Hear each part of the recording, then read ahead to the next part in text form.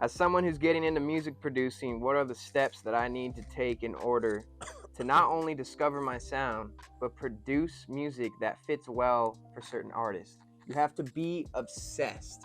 Day and night, you just gotta be obsessed. And wherever that session takes you, it's gonna take you to a big spectrum of who you are. It's gonna create more colors for yourself.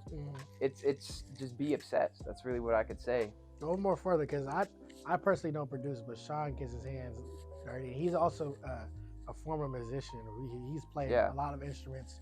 He knows music theory more than me. So yeah, keep chiming in on that. Being a producer or just knowing production and making good beats. Right, and the more you make music, the more you're going to get bored with a certain genre. Like I make a lot of hip hop beats, and then one day I might want to make jazz, and then so on. I might want to make punk rock one day, you know what I mean? And that right there is going to open your doors for certain artists, like you said, JR, Junior.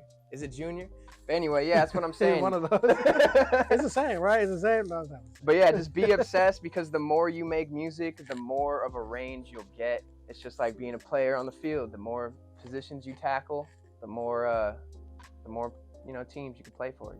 Yeah, and I say when it comes to learning people's music and all that, I say go off really what everybody does is YouTube type beats, or just like styles that's really popping right now, like a Kendrick Lamar type beat, a Drake type beat, a Lil Baby type beat, the Baby type beat. Like I feel like when you follow that pattern, you start applying to more of a general audience, because some person might have their own sound, but they use that style of sound of music. Like Right. like they sound like how they sound as artists, very unique, but they have like Right. the Baby type sound beat, right? So I say that's a good place to start out at, and then from there, when you start working with artists, they will probably approach you on the same vibe. Like I make this type of style of beats, and you can reference it, and then you can kind of build it from there.